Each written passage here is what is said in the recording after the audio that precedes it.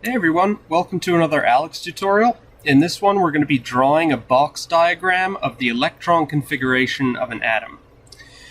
So just a little review.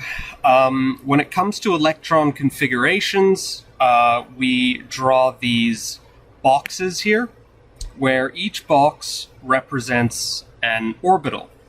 And an orbital consists of two electrons, and one of these electrons is in a spin up state, which we denote like that, and the other one is in a spin down state, like that. And if we have a spin up and spin down electron both in one orbital, then the orbital is filled. And you can only have two electrons in any one of these orbitals. So the question here is asking for the electron configuration for a neutral atom of scandium. So what a neutral atom of scandium implies is that the number of electrons, which is what we need to solve this problem, is going to be equal to the number of protons. So,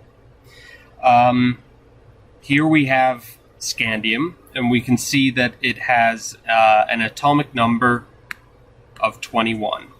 So this 21 indicates that there are 21 protons. And because it's neutral, we know that there's going to be 21 electrons. This is how we denote electrons. So, in order to start this, we're going to want to know the Aufbau method.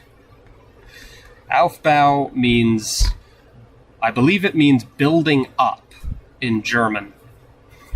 And so this is how we build up an electron configuration. So before we start drawing it,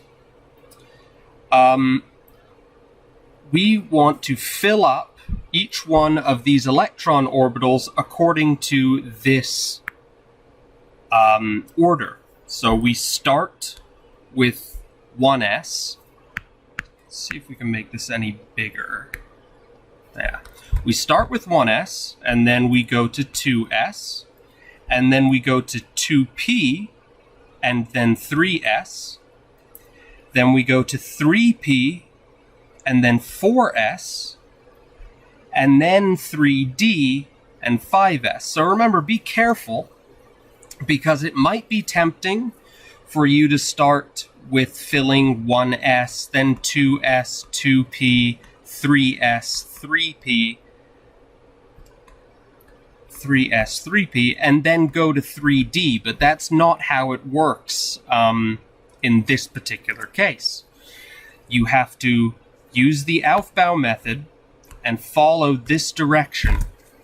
And so, typically, that is 1s, 2s, 2p, 3s, 3p, and then 4s, 3d, and so on. In Chem 60, you're not going to use, usually you're not going to use anything past 4s. So if you can just remember that 3d comes after 4s, then this is really all you need to memorize. Just memorize this pattern. But don't memorize it it's not for transition metals with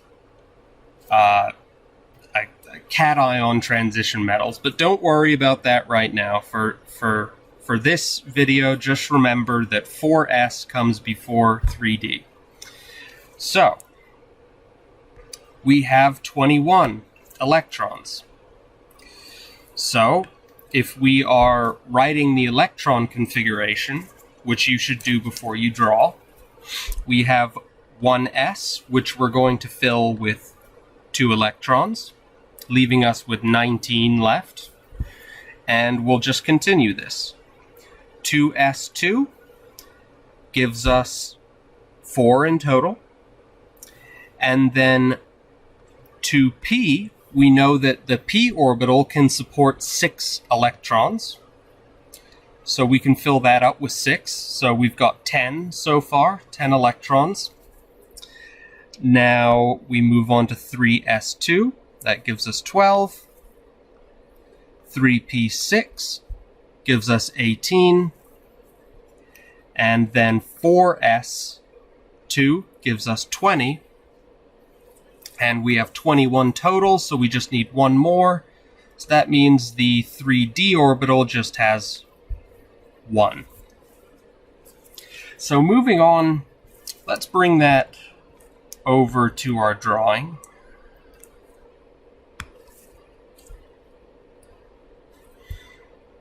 And paste it in here. So notice that p orbitals, like these, support 6 electrons, while s orbitals support 2 electrons. D orbitals can go up to 10 electrons. And think about how each individual orbital, these boxes, have 2 electrons in each orbital. So if there are 6 total electrons in the p orbital, that means there are going to be 3 boxes for this there are going to be 3 boxes for this 2p orbital. And it would look like that when it's full. So that would be 6 total electrons. So I just want to make sure we understand that. Similarly, a 3d orbital will have 5 boxes because it can support up to 10 electrons. So let's label these. First of all, this single box will represent our 1s energy level. This single box will represent the 2s energy level. This is the 2p energy level, the 3s energy level, the 3p energy level, 4s energy level, and finally the 3d energy level. So, how do we start filling these orbitals? Well, we want to fill them up halfway first, and then fill them up fully. So what do I mean by that? I mean, first we go 1 electron in the 1s orbital, and then 2 electrons. That satisfies 1s2. We have 1 electron in the 2s, and another. That satisfies 2s. For the p's, we have 1, 2, 3, and then we go with our downspin electrons, which are 1, 2, 3. That makes 6. That's all the 2p's. Moving on to 3s, we have 2, 1, 2. Moving on to 3p, we have 1, 2, 3,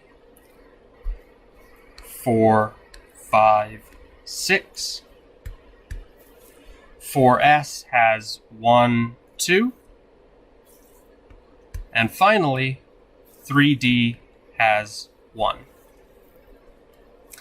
And that is how we draw an electron configuration. Just to make sure we understand, these are energy levels. the higher up we go on this diagram, the higher energy level we're in. Alright, I hope that helped, and thanks for watching.